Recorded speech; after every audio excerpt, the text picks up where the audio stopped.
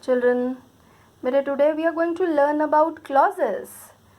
Although sometimes you feel this word as a very big word, clauses. But when you're going to understand about clauses, this is going to be very easy for you to learn. But the only thing I want that you should be full energetic, full with full energy to learn this topic.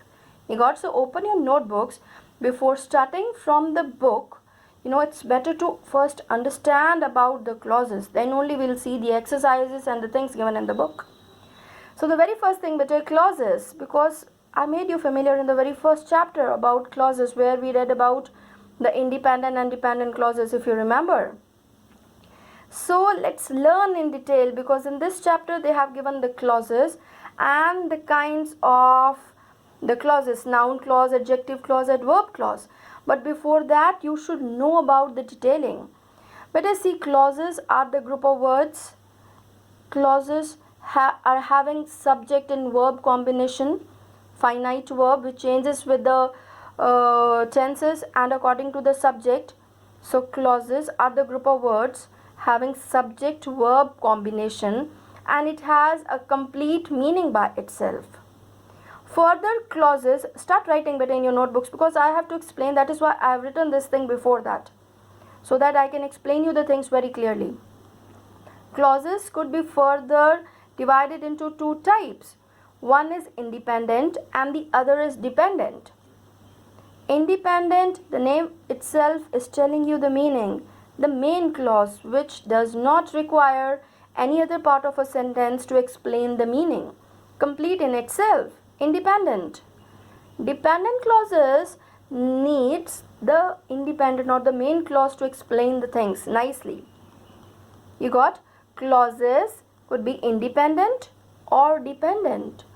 Independent clauses are known as main clause, and dependent clauses are known as subordinate clause. Now in your book, beta, they have given in detail about noun clause, adjective clause, adverb clause. Subordinate clauses could be classified again into three types: noun clause, adjective clause, adverb clause. Don't worry, we'll go further again. Once again, don't get confused and don't think what ma'am is teaching all these things together. But we are going to do it very slow. Clauses are also the group of words, the way we have learnt about phrases. But in phrases, there was no subject-verb combination. In clauses, there is a particular subject and the verb according to the subject. Combination is there, subject-verb combination. And clauses complete by itself. One single sentence could be one clause. You got? And in one sentence, there could be further more clauses. One simple sentence could be one main clause, like I saw the children. Simple, one clause is there, the main clause, I saw the children. Then further, better clauses could be divided into two types: independent and dependent. Any simple sentence, when I am telling that is a clause in itself, because we have a subject verb combination. But that there is a simple sentence, then there is a compound sentence, then there is a complex sentence. So simple sentence, the way we are saying any simple sentence, that is having one main clause. Compound sentences are having two main clauses, if you remember, joined by a conjunction over there. So we'll not go further into that, because we are there to learn more about noun clause, adjective clause, adverb clause. But you should know about this before that. You got? So dependent or subordinate clauses are divided into noun clause, adjective clause, adverb clause. And the way it's written always in the books, the clause which is acting as a noun, that is a noun clause, which is acting as adjective, that is adjective clause, and the clause which is acting as adverb, that is adverb clause. Means noun, the name of something which is acting as a noun.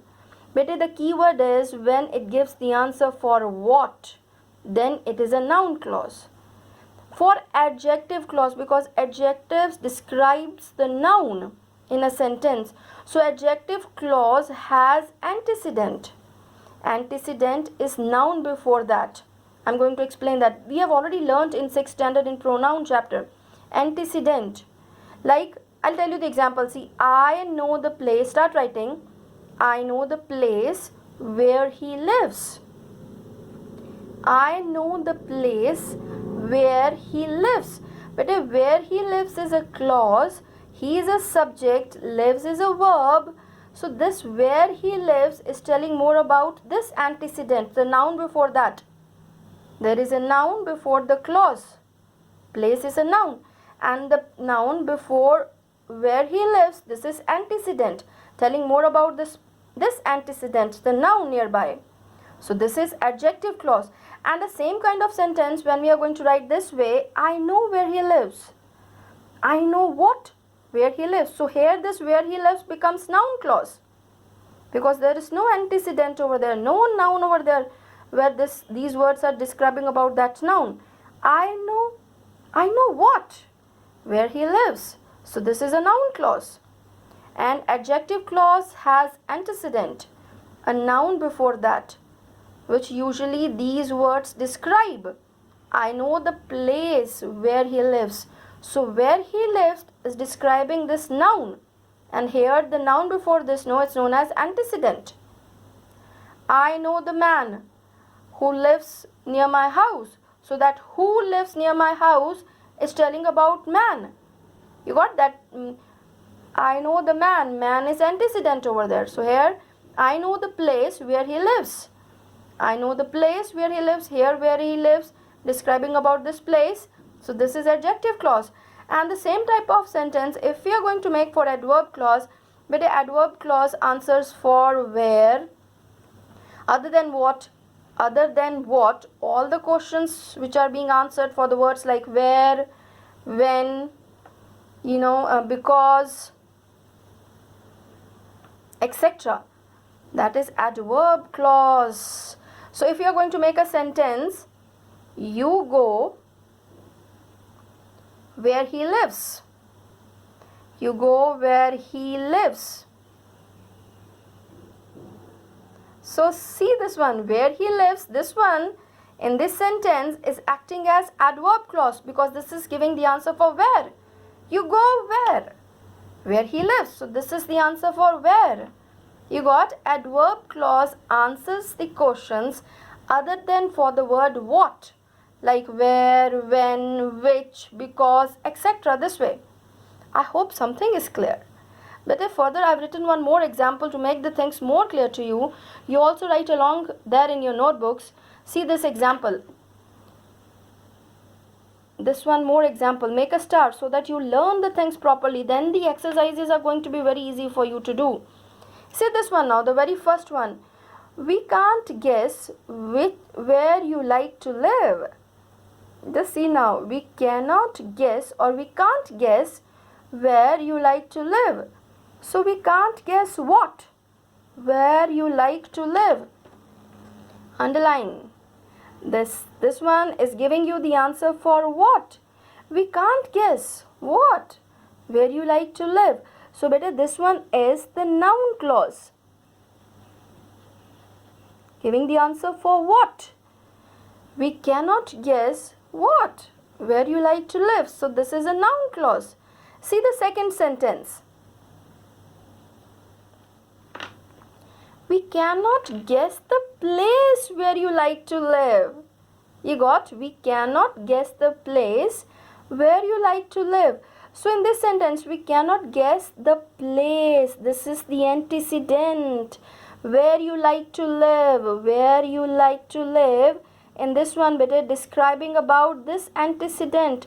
The place. Adjective clause has antecedent before it. Adjective clause has antecedent before it. Where you like to live, describing about the place. So here where you like to live is adjective clause. Adjective clause. You got? Now see the third sentence. You can go where you like to live. In this one, where you like to live is giving you the answer for you can go where. Where you like to live. So this is adverb clause. But a few simple things are there for this stage for you to learn noun clauses answers for the word what. Adjective clause has antecedent before it, a noun before it, which they describe. These are the main key words from where this is going to be easy for you to learn. Then adverb clause gives the answer other than what, like where, when, because, which, all these type of words. So adverb clause.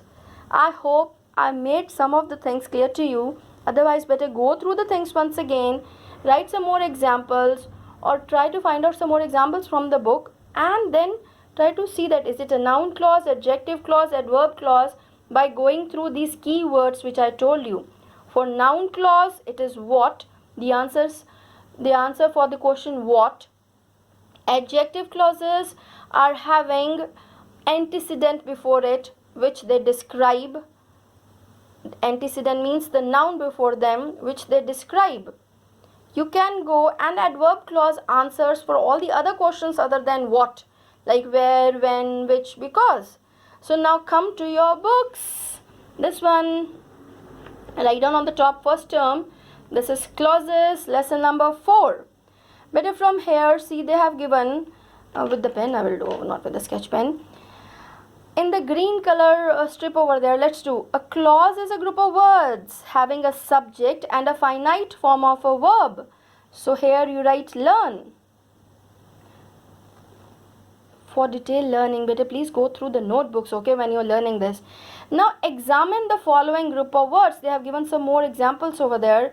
He was eating a sandwich. See, this is a simple sentence having a subject and the verb. Subject verb combination is there.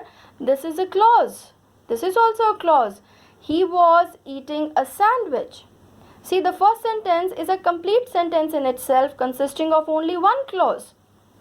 Second sentence, I fear that I shall not pass the test. See, the second sentence is a complex sentence having two clauses and joined by a conjunction that. I'll tell you how this is going to be. I fear. This is the main clause. That I shall not pass the test. You got? This is the subordinate clause. I fear what? That I shall not pass this test. So this is the noun clause over there, bete. So that is why they have given two types of example. Any simple sentence could be one clause having a subject and verb in it. But we are having three types of sentences. Simple sentence, compound sentence, complex sentence. So there the different things are going to come. See in this one, I fear, this is a complex sentence.